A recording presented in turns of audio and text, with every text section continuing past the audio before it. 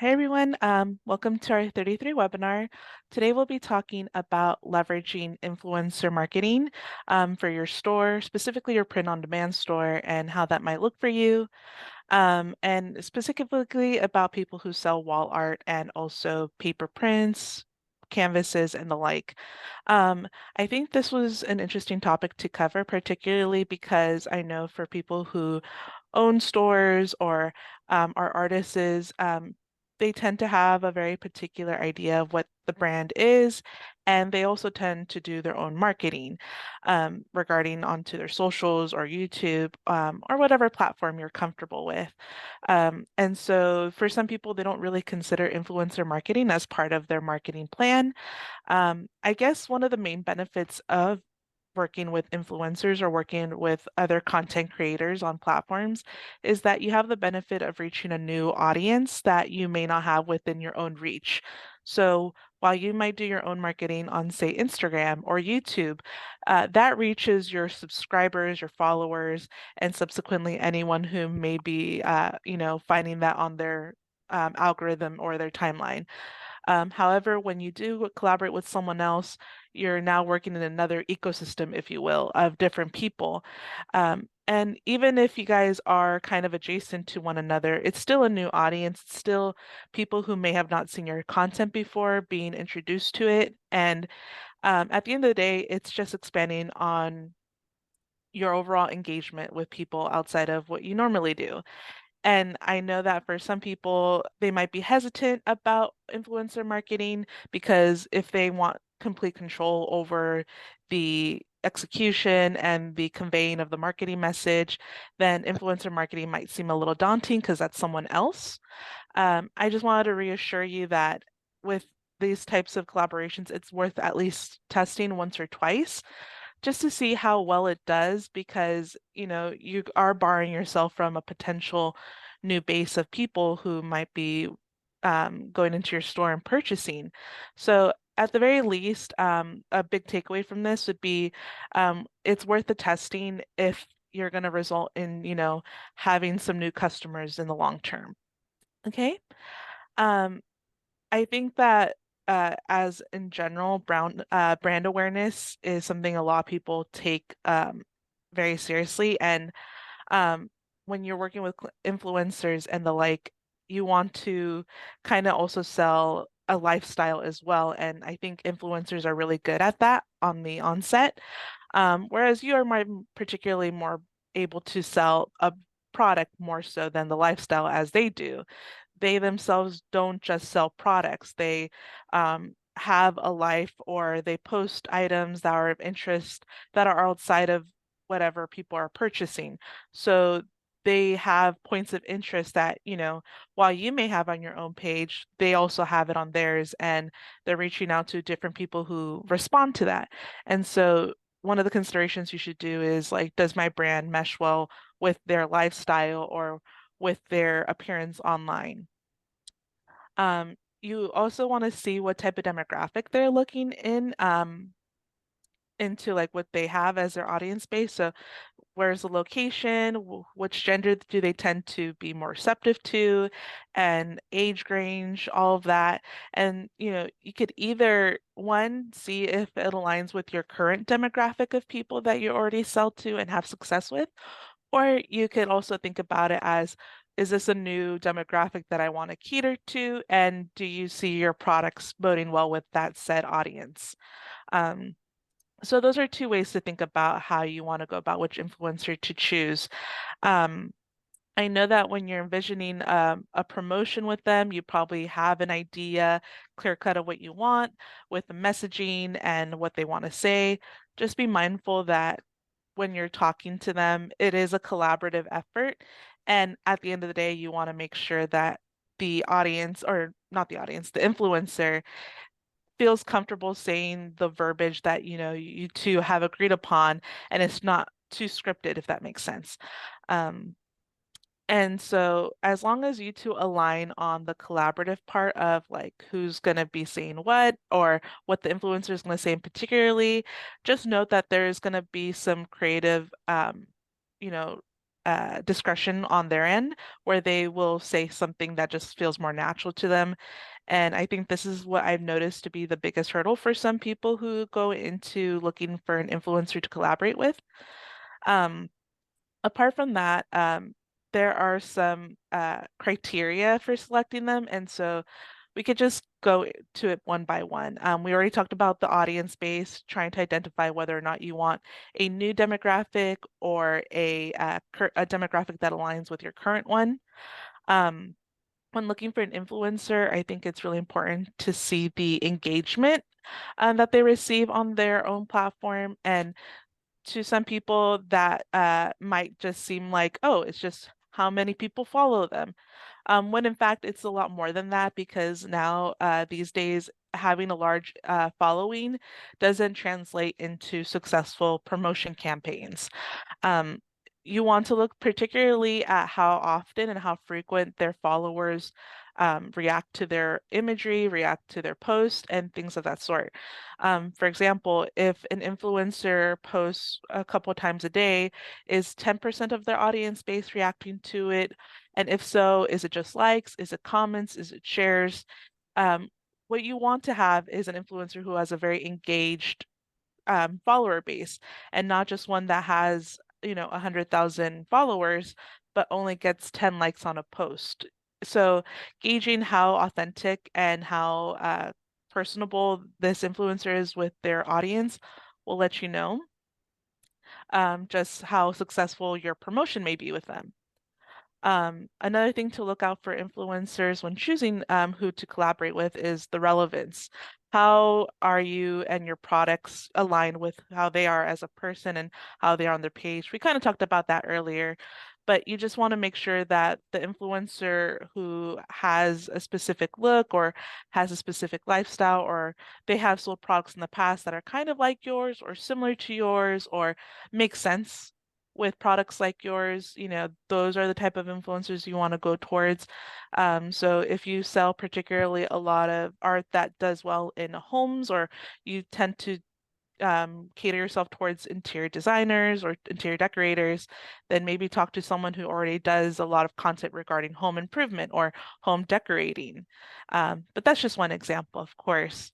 And then lastly, you also want to look for the authenticity of a content creator. So this might look like an audience that trusts them, that when this creator talks about information such as DIYs or talks about tips, the audience themselves bodes well with that. And the overall content that this creator provides just feels authentic and doesn't feel like it's over manufactured or feels like it's too scripted.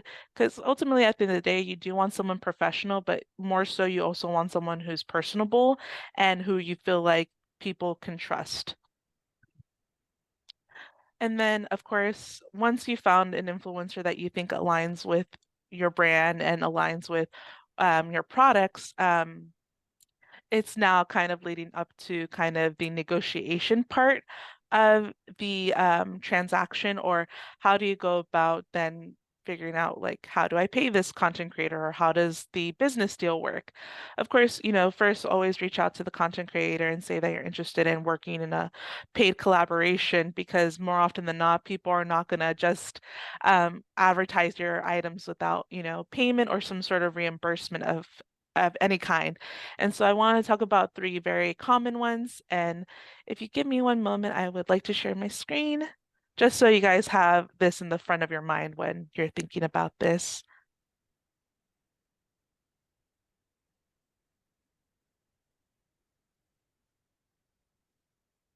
Okay,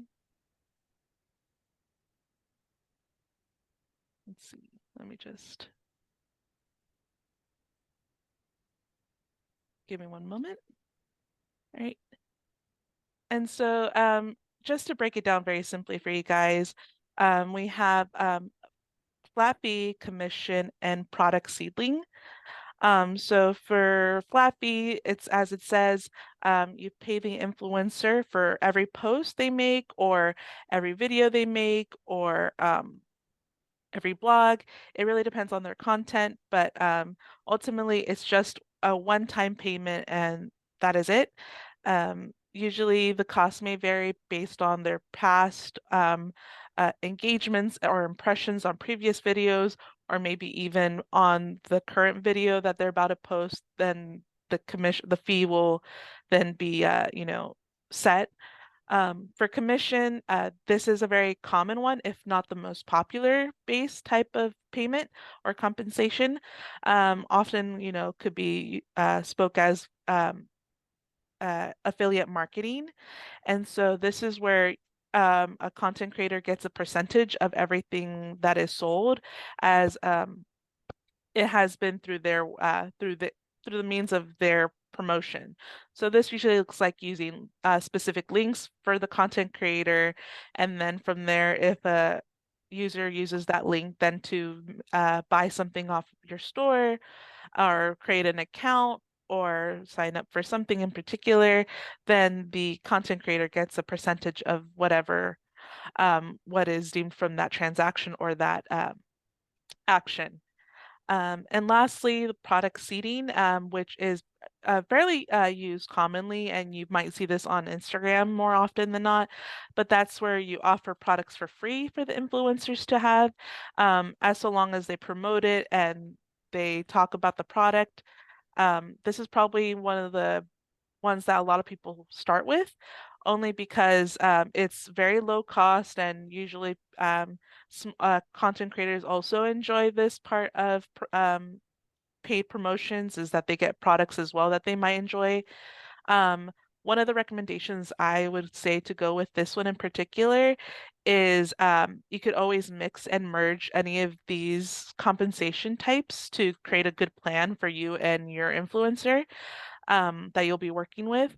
So, for example, you could offer them free products for them to take pictures of, promote, work with, and for them to keep, as well as offering them a commission-based compensation or offering a flat fee for every post they make.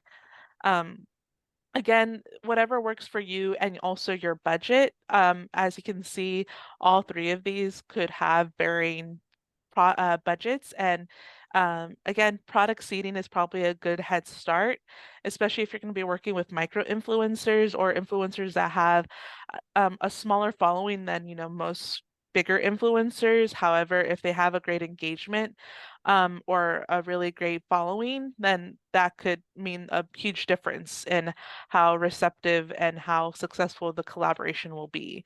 So this is just kind of also a reminder that, hey, you don't have to invest thousands of dollars on your first influencer marketing campaign. It could be as simple as sending a piece of your artwork to someone who would very much enjoy your artwork to have in their home, and there they can promote it. And so after you kind of negotiate that and you and your influencer that you're working with decide to then create a couple posts or make a video or two, then it comes to how you're going to measure how successful a campaign was with the influencer. So here I just wanted to break it down by five items, which is impressions. This is kind of the base level, the very initial read of how successful a campaign is. And this looks like, how many people saw the blog, saw the video, or saw the post. This doesn't necessarily mean likes, shares, or comments. This is just how many people have actually seen the post. And then the second layer to that would be then audience engagement or reception. So comments, likes, and shares in particular, now you kind of want to use the amount of impressions versus the amount of engagement. So say someone posts something and 1,000 people see it, then to that 1,000 people, how many of those 1,000 views were there likes, comments, and shares? And you could get a percentage.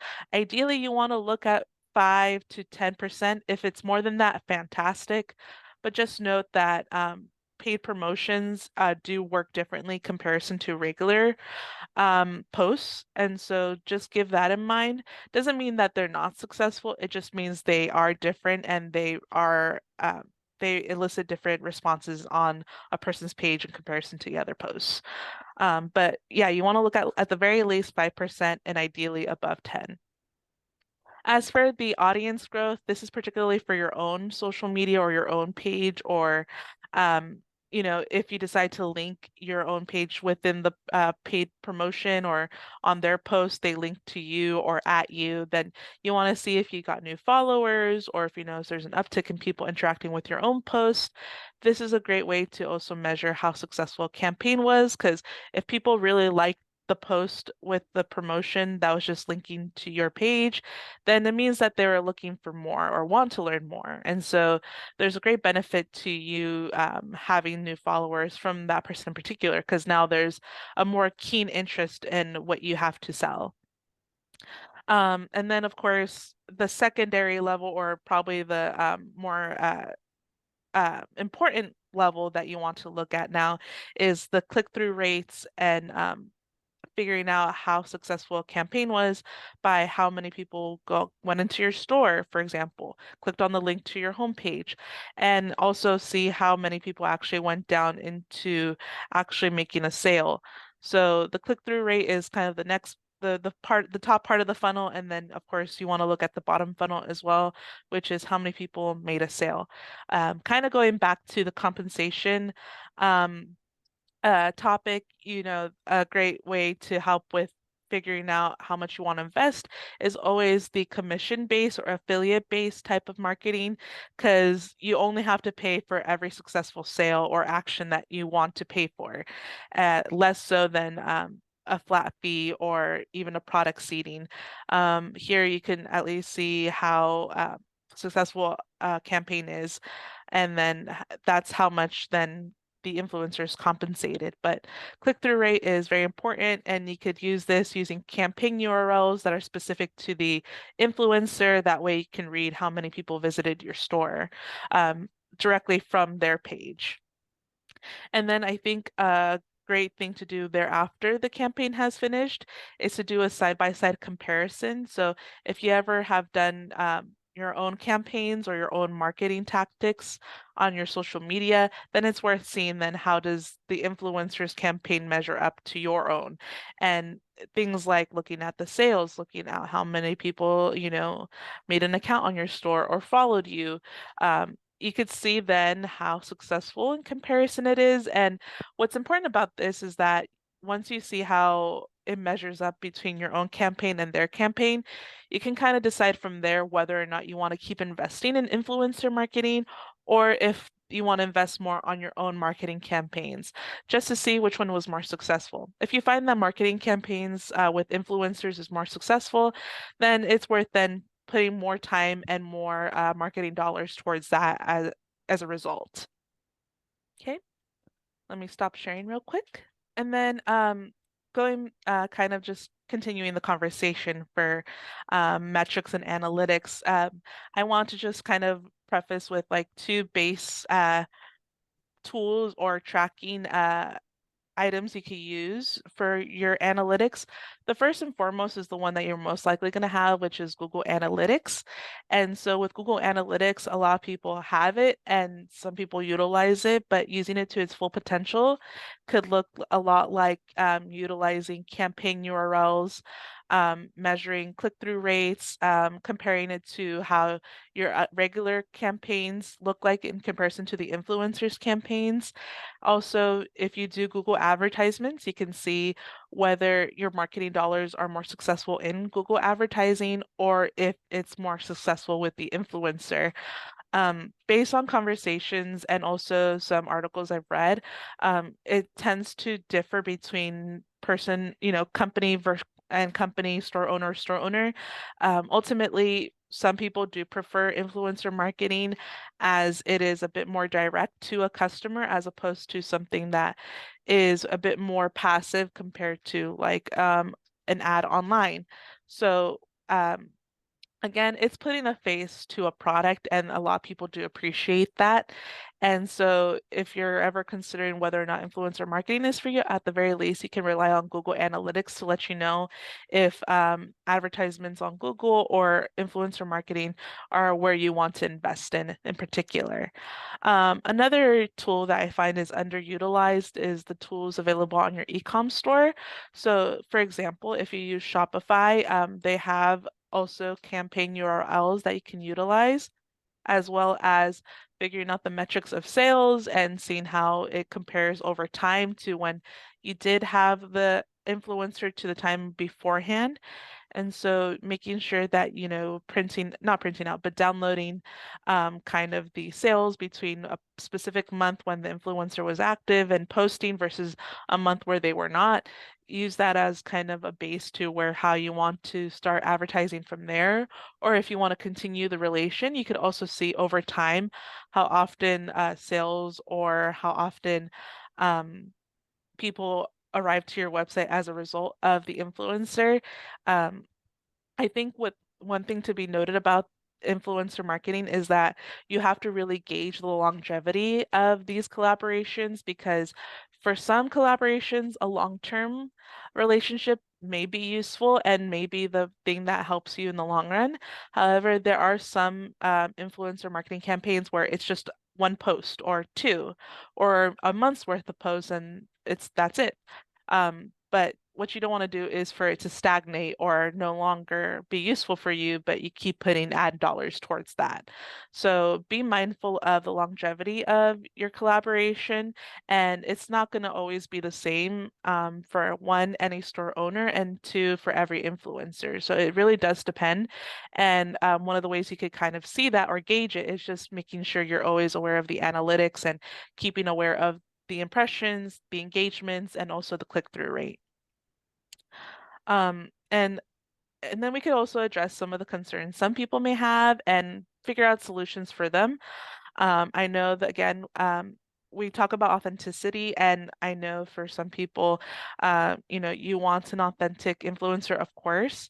One of the ways you can help bolster that relationship between you and the person you're working with is to make sure that they feel good about working with you. And while you are very keen on making sure that everything goes well, and listening to much pressure can make them feel pressured about the overall campaign, making them nervous and not feel much in their element when they're advertising your product. Of course, things should be professional and things should be concise and things should be well drafted, but it's also a matter of making sure you and the content creator you're working with just have a really good rapport and they feel at ease when advertising your products. Um, and you could definitely, audiences at least, could definitely see when someone is being authentic and are enthusiastic about talking about a product. And again, one of the efforts that needs to be made on your part as a store owner or as an artist is to make sure the influencer feels comfortable and feels good about wanting to sell your products. Um, Another thing to be mindful of as something that I feel like, influencers might be keenly aware of, but you as a person looking to have their items promoted might not be aware of. It's just the making sure you're uh, well aware of how advertisements should be disclosed or promotions, because if you're not very clear in your disclosure, that can lead to ramifications such as people discrediting the product because they don't like that it wasn't acknowledged that it was a paid advertisement, or people disliking that it's something being advertised to kids, for example, but there's no discretion or clear indicator that's paid promotion, for example. And the way you want to check this out is, one, check the platform, see what their regulations are for this or their rubrics for how paid advertisements work. And secondly, it also depends on the jurisdiction or state or place of where you reside, depends on how they decide to do their guidelines for advertisements and how they expect you to be transparent. So it differs on one platform and also where you live. And so be mindful of that. In particular for here, I think it would be dependent on where the influencer lives. Of course, they should also just be keenly aware of these insights about, what they need to disclose and what they shouldn't disclose and what should be conveyed transparently and what shouldn't be. But it's good for you also to cover your bases on that, because while they might seem to know more of it than you do, it's still good for you to have that knowledge before something is posted. For example, you know that, oh, they should indicate in the comments that it's paid promotion, or they should indicate it in clear text in the video that it's paid promotion. For example, YouTube, it's required that you toggle a check mark on their back end to let them know that it's paid advertisement. That way, a banner on the very top shows that it includes paid promotion in the video. And then, of course, if they live in a country where it's or a state that particularly says, um, you know, a specific type of disclosure is expected, say it's expected in text on the video, then that's another way that you need to be mindful of. So just making sure you cover your legal and advertising bases properly and make sure you're just aligned with the overall regulations for both platform and state of where you reside. That's just one good way to be mindful and will help you with a lot of heartache in the future. Um, and then another thing that people might not feel hesitant about influencer marketing is just the lack of control. And so um, I know, again, it's a worry that it might not be you that's doing the advertisement for your own products or your image of your brand. And it's, sometimes to some people, they might feel a little hesitant because it's no longer them that's just associated with their product. It's now someone else who's associated with the brand and, inadvertently is a representative of your brand now. Um, as long as you communicate well with your collaborator or the influencer you're working with, you should be fine, as well as making sure you've checked their previous posts, see that what they've posted in the past does well, how do they bode well with like talking to people, commenting back.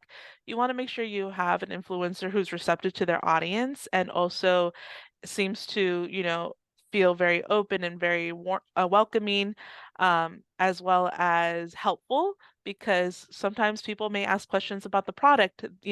Either you or the influencer may be the people responding to those comments. So you want to make sure that they themselves are very keen and aware of how to sell products and if they have a past of promoting items such as yours, then see how do they react and how they act with those paid promotions beforehand. If you like what you see, then I don't think there should be much worry. And then, of course, with lack of control, I think that comes with everything in marketing that once you send copyright out there, once someone else is talking about your products, it's how they decide to go about it. But as long as, again, your communication with them is keen and they know what you want to convey about your brand, then there shouldn't be much issues regarding that. But yeah, that's just about it regarding influencer marketing. Let me know if you have any questions, of course. You could leave them here in the chat. Otherwise, we will be doing I'll just do some, announcements here. But for next week, we won't have a webinar, but we will have one in the following week. Previously, we used to do these webinars on a weekly basis. Now we're kind of transitioning over into every 2 weeks. Of course, if you have any topics you want us to cover, or you're interested in seeing some part of our company or a product of our from our company, then you're more than welcome to suggest that to us and we could see if we could get something going for that. Of course, if you're a artist or a store owner and you want to get interviewed by us or you want to talk about your story, we're more than welcome to having an interview with you because we feel like, your knowledge is helpful for others who are starting their own stores or artists who are thinking about monetizing their artwork and things of that sort. But if I do not see any comments, then I shall leave you guys here. Of course, these will be uploaded onto YouTube thereafter. Our YouTube channel, you could go ahead and subscribe. We post all our webinars there, as well as anything else that might be of interest to you, such as company videos of how we do things here. And if you have any suggestions on YouTube for like what you want to see from us there as well, then we're open to those suggestions as well. Otherwise, I'll see you guys in a couple weeks and bye-bye.